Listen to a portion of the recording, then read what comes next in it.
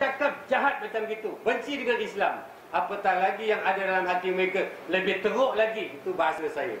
Jadi orang kafir senang. Mulutnya, cakapnya, perkataannya, perbuatannya, hatinya semua tak nak Islam.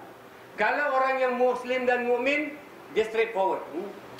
Muslim dan mukmin, innal ladzina amanu, orang-orang yang beriman, beriman pekerjaan hati. Tak ada orang tahu. Ikhlas tak? Lillahi ta'ala. Wa amilus salihat, amalnya amal saleh. Perbuatan ataupun percakapan menepati syariat. Baiklah. Tapi munafik ni, orang putih cakap very complicated. Munafik ni dia banyak warga negara, dia banyak PR. Kadang-kadang dia ada PR laut, lautan pun boleh, daratan pun boleh, angkasawan pun boleh. Ini yang kita nak sebutkan munafik susah sikit. Dalam Al-Quran ni menceritakan masalah munafik ni ratusan ayat. Ratusan ayat nak menceritakan tentang bagaimana sifat-sifat munafik. Sama ada orangnya, perangainya, tingkah lakunya, ancamannya, macam-macam. Sampai ada satu surah yang khusus, surah yang bernama Al-Munafiqun. Nak memberitahu kepada kita, orang Islam kena tahu macam mana sifat-sifat munafik. Kalau kita baca surah Al-Baqarah, awal surah, 20 ayat. Kalau orang belajar Quran ni, melepas Al-Fatihah, dia akan baca Al-Baqarah. Ayat 1 sampai 5 dia menceritakan sifat mukmin. Ya tak? Alif Lam Mim kita tak terjemahkan. Ya tak? Alif Lam Mim zalikal kitab la raiba fihi hudan lil muttaqin. Sampai ayat yang kelima, ulaika ala hudan min rabbihim wa ulaika humul muflihun. 5 ayat secara simple cerita tentang orang-orang yang beriman. Simple. Nanti akan datang surah Al-Mu'min, surah Al-Mu'minun, ayat-ayat yang lain. Tapi ayat kafir 2, simple aja ayat 6. Innal ladzina kafaru sawa'un 'alaihim a'andartahum am lam tunzirhum la yu'minun. Khatamallahu 'ala qulubihim. Sampai ayat 2 ayat cukup kafir. Akan datang satu surah yang pendek, Al-Kafirun. Clear? Cerita dia simple. Tapi mulai ayat yang ke-8 anda lihat sampai ayat yang ke-20. 13 ayat nak menceritakan munafik. Bahasa yang kita pakai ni 20 ayat pertama di dalam surah Al-Baqarah nak menceritakan mukmin, kafir dan munafik. Ya tak? Nak menceritakan munafik ni perlu 13 ayat. Mukmin 5 ayat. Ya tak? Kafir 2 ayat. Nak menunjukkan memang satu benda yang sangat susah untuk mengenal sifat-sifat munafik ini. Di antaranya Allah cerita wa minan nas may yaqulu amanna billah wal yawmil akhir. Ada sebagian manusia yaqul, dia cakap. Nak percakapan. Dia cakap kami beriman kepada Allah dan hari kemudian. Tapi apa kata Allah? Wa ma hum bimu'minin. Sebenarnya mereka dalam hati tidak beriman. Ini yang cakap menzahirkan keimanan tapi menyembunyikan kekufuran. Menzahirkan benda-benda yang baik tapi menyembunyikan keburukan. Kata Allah, wa iza qila lahum la tufsidu fil ard. Apabila kita cakap dengan mereka, tolong jangan buat kerosakan, apa mereka mengatakan qalu. Kali lagi mulut cakap, innama nahnu muslihun. Kita kan orang buat baik. Nampak tak? Ini munafik. Allah ceritakan, wa idza lakul ladzina amanu, apabila mereka bertemu dengan orang-orang yang beriman, qalu, mereka cakap lagi, amanna, kami beriman. Wa idza khalau ila syayatinihim, apabila mereka bertemu dengan syaitan-syaitan mereka, qalu, mereka akan berkata, inna ma'akum, sesungguhnya kami ini bersama dengan kamu. Innama nahnu mustahzi'un, kami hanya mempermain-mainkan. Ini Allah cerita. Jadi kita nak sebutkan kenapa Hanzalah ni boleh takut, ya tak? Seolah-olah dia terasa bahawa aku ni dah macam orang munafik. Munafik ni banyak kerakyatan. Yang saya sebutkan banyak PR. Dia hidup dekat laut, habis semua dia makan. Siput dia makan, udang dia makan, sotong dia makan, ikan dia makan. Dia boleh hidup kat laut. Dia naik kat darat, bukan saja burung dia makan, bukan saja orang dia makan, semua dia makan. Dia boleh hidup di angkasawan, dia pun ada PR angkasawan. Dia boleh duduk atas pokok. Atas pokok bukan saja burung dia makan, dia kena sangka-sangka burung dia makan. Ini yang disebut sebagai munafik. Kalau berdusta ni permainan munafik. Hobi, ya tak? Kan hadis yang masyhur kata Nabi, ayatul munafik salasu. Tanda, simptom yang kamu boleh kenal siapa itu munafik 3. Iza haddasa kazaba. Apabila mereka berkata, mereka berdusta. Wa iza wa'ada akhlafa. Apabila mereka berjanji, mereka memungkiri. Wa iza tumina, apabila mereka diberikan amanah, khana, mereka akan mengkhianati. Ini munafik. Sifat-sifat yang nanti kita akan kaitkan kenapa Hanzalah ni sampai takut macam gitu. Yang munafik ni dia berani bersumpah. Dusta ni permainan mereka, tapi mereka berani bersumpah. Saya nak ceritakan satu kisah yang menarik. Ketika turun ayat 15 surah Al-Hujurat, ayat yang berbunyi, innamal mu'minuna, sesungguhnya orang-orang yang benar-benar beriman itu alladzina amanu billah wa rasulihi, orang yang benar-benar beriman kepada Allah dan Rasulnya, summa lam yartabu, kemudian mereka sedikit pun tidak ragu-ragu, wajahadu bi amwalihim wa anfusihim fi sabilillah, mereka ini bukan saja tak ragu-ragu, mereka akan terus bersungguh-sungguh berjihad di jalan Allah, sama ada melalui harta mereka ataupun yang ini diri mereka. Ulaika humus sadiqun, kata Allah, mereka inilah orang yang benar-benar sadiq, orang yang benar-benar jujur, tidak ragu-ragu. Ada satu kisah yang menarik dalam kitab Asbabun Nuzul, disebutkan begini. Seorang yang bernama Salaj, dia ini memang orang yang biasa kat masjid, kawan Nabi, macam biasa gitu. Orang pergi masjid, orang macam campur semua. Dia ada satu anak tiri ni yang bernama Uwaimir. Uwaimir ni orang baik, dua-dua tak? Yang kita nampak baik. Apabila turun ayat ini, dalam rumah ni si bapa tiri cakap dengan anak tiri, dia cakap, Uwaimir, ketahuilah, aku tidak akan ikut pergi berperang. Ketahuilah orang yang pergi perang ni bodoh, tak? Kalau aku ikut, aku lebih bodoh daripada khimar, lebih bodoh daripada keldai.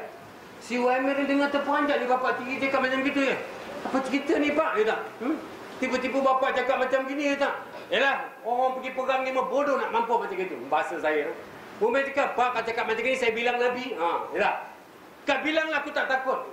Yang memang saya bilang aku tak takut. Umar cakap, pak tinggi, bapak tinggi. Pergi bilang dengan Nabi.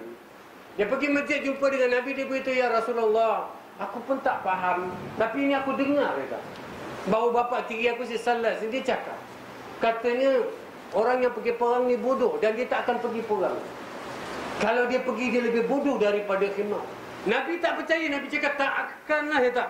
Mustahil lah, ya tak. Takkan dia nak cakap macam gitu. Dia kan orang yang sama-sama dengan kita. Kata Umar, ya Rasulullah, aku tak tipu, ya tak. Inilah yang dia cakap.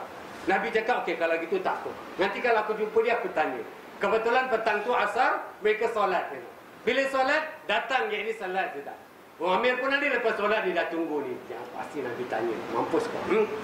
Lepas solat Nabi panggil, tak? Salat sini-sini kita. Ini anak tiri kau yang cerita, bukan orang lain cerita. Aku pun bukan nak mengada-ngada, nak buat-buat cerita. Tapi dia cakap, yang kau katakan bahawa orang-orang pergi perang ni bodoh, lebih bodoh daripada keldai.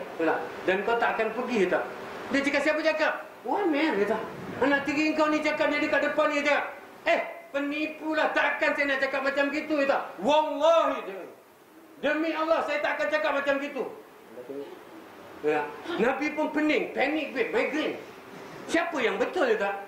Tapi ketika dia ni bersumpah, ya tak? Umar pun tengok, Nabi tengok Umar, takkan kau bodoh, takkan kau nak tipu ni bapak tiri kau, sanggup kau buat dia tak? Allah ilhamkan kepada Nabi bahawa Umar tidak tipu, sedangkan orang yang Nabi sedang cakap tadi adalah orang yang menipu. Allah turunkan ayat Quran, ya ayuhan Nabi, jahilul kuffar wal munafikin waghluz alaihim wa ma'wahum jahannam wa bi'sal masir. Wahai Nabi, perangilah orang-orang kafir dan munafik, gitu. Dan berlaku keraslah kamu kepada mereka, kerana tempat tinggal mereka adalah jahannam, seburuk-buruk tempat tinggal. Nabi pergi kepada Umar, kata Nabi, sabarlah, Allah alam, Allah maha mengetahui. Tapi Nabi tak boleh hukum seseorang yang ini dari sudut dada, tak boleh, tak. Dia dah bersumpah, tak. Takkan Nabi nak hukum, tak. Dia diam macam. Biasa dalam agama kita hanya menghukum yang zahir saja. Kita tak boleh menghukum yang batin, tak. Kemarin saya cerita dalam peperangan Hunain, bila Nabi berikan harta rampasan peperangan, tak, ghanimah, Nabi berikan, tak. Semua orang dapat. Dia ni dapat tombak, dia ni dapat baju besi, dia ni dapat pedang rainbow, macam-macam dapat. Yang si satu member tu dapat, dia ni pedang pisau gorga je. Kan? Yang dia marah cakap, ya Rasulullah, kau tak adil. Bila Nabi cakap, kalau aku tak adil, siapa lebih adil? Dia cakap, orang tua ni tak guna cakap dengan dia. Ambil, buang, tak mau terima jalan. Sahabat-sahabat marah pasal kurang ajar, kan, tak? Kurang ajar dengan Nabi, maka sahabat-sahabat kejar. Nabi cakap, jangan, dia tak. Apa kau nak bikin dengan dia, tak? Kita pukul lah, dia tak. Nabi cakap, tak, dia kan solat. Sahabat-sahabat cakap, dia solat tapi hati busuk. Nabi beritahu, sesungguhnya aku tidak diutus untuk menyelidiki hati manusia. Artinya, masalah munafik dalam hati kita tak tahu. Dia zahirkan benda yang benar, kalau dia dah bersumpah, maka Nabi tak hukum. Dalam Islam, kita tak berani menghukum hati seseorang. Kita tak tahu. Allah A'lam. Macam mana Nabi pernah selesaikan satu kes. Masalah ada orang yang menuduh seseorang yang mencuri. Ada satu orang bawa kepada Nabi, katanya, ya Rasulullah, orang ini mencuri. Nabi selesaikan kesnya. Nabi cek. Akhirnya dalam sejarah tadi memberitahu bahawa sesungguhnya yang ini orang yang dituduh tadi tak ada bukti. Tak ada bukti. Nabi cakap dengan orang tuduh tadi, kata Nabi, aku terpaksa lepaskan orang ini kerana tidak ada bukti. Nabi cakap dengan orang tadi, katakan, aku lepaskan kau. Orang ni baru nak keluar. Nabi cakap, nanti cop naik sekejap. Nak kasih warning. Yang aku hukum ini berdasarkan yang zahir. Menurut apa yang aku lihat, apa yang aku nampak, engkau tak salah. Tapi ketahuilah, kalau engkau salah, di akhirat engkau tidak akan terlepas. Nampak tak? Nak beritahu kepada kita, hukuman dalam agama ada yang zahir. Maka puak-puak munafik kita tak nampak zaman Nabi. Nabi ada bunuh. Hatta Abdullah bin Ubay, dia ada anak, nama pun Abdullah. Anak ni Abdullah bin Ubay. Abdullah ni anaknya pernah minta lesen dengan Nabi. Ya Rasulullah, izinkan aku bunuh bapa aku. Sampai macam gitu, bayangkan. Anak nak bunuh bapa, pasal semua orang tahu. Abdullah bin Ubay ni memang satu munafik yang... Tapi Nabi tak hukum, pasal sofa yang zahir tu baik. Dia pergi solat pakai sorban besar lagi dia, macam tampayan. Dia solat sama raja semua okey tak? Cuma bila orang nak pergi perang, dia datang. Kau nak pergi perang dia tak? Kalau mati macam mana? Tak, isteri kau jadi janda siapa susah? Aku juga susah. Tak? Kalau kau tak mati, kalau sekarang pun kepatah kudung susah dia tak? Jangan pergilah ya tak? Cukup solat kat masjid sudah. Jangan takut Allah tak hukum. Dia bercakap-cakap ni orang lain dia tu. Dia dah sebutkan waktu peperangan Uhud tu, tak? Yang nak pergi perang tu hampir 1000 lebih. Tapi dalam perjalanan Nabi tengok, macam 300 kurang. Macam 300. Nabi tengok pelik, kurang dia. Rupanya siasat-siasat terpengaruh dengan puak munafik, tak? Satu Abdullah bin Ubay pada zaman Nabi ni boleh tarik 300 orang easy. Bilis Nabi SAW, tak? Nabi dia tak ikut. Sekarang dah 1400 tahun lebih Nabi wafat. Agak-agak berapa banyak munafik? Easy lah kita ni, tak? So kesimpulan nak beritahu betapa dangernya perangai-perangai munafik ini. Ini yang berlaku lah. Tempat kembali mereka adalah tempat yang paling teruk. Ini yang disebutkan wa ma'wahum jahannam wa bi'sal masir. Bukan saja rumah mereka neraka jahanam, tapi satu tempat tinggal yang paling buruk. Lepas tu dalam Al-Quran Allah sebutkan innal munafikin fid dar. Sesungguhnya orang-orang munafik ini satu akan kuletakkan pada satu rumah, satu tempat, satu kediaman, asfali minan nar. Bukan saja neraka, asfal, paling bawah daripada neraka, neraka yang paling teruk. Walan tajida lahum nasira. Dan ketika itu tak ada satu orang pun yang dapat membantu. Inilah yang membuatkan Hanzalah ni, dia terasa, aku hari ni macam munafik. Dia takut, dia tak? Dia takut kalaulah misal kata perangai dia tu boleh dikira sebagai munafik. Bila Abi Bakrin tanya, kaifa anta ya Hanzalah? Bagaimana keadaanmu Hanzalah? Dia kata, kenapa Hanzalah? Hari ni aku ni teruk lah. Kira macam munafik. Kerana apa? Dia takut munafik ini bukan saja tempat yang paling rendah, paling hina di sisi manusia dan di sisi Allah SWT, ya tak? Dan kita dah sebutkan panjang lebar. Bila Abu Bakar dengar, ya tak? Dia dengar, dia pun terperanjat. Abu Bakar kata, lain macam dia cakap. Aku tanya apa khabar, bukan nak cakap baik ke, Alhamdulillah ke, cakap munafik pula. Dalam hadis itu dalam rujuk, apa kata Abu Bakar? Katanya, Subhanallah, ma takun. Wahai Hanzalah, Maha suci Allah, apa yang kau cakap ni, ya tak? Tak sepatutnya kau cakap macam gini, ya tak? Lalu Hanzalah menceritakan kenapa beliau mengatakan demikian. Kata Hanzalah dalam hadis itu dalam rujuk, qultu, maka aku berkata kepada ini Abi Bakar, takunu inda Rasulillah sallallahu alaihi wasallam yuzakkiruna bil jannah wan nar ka'anna ra'ya'ain.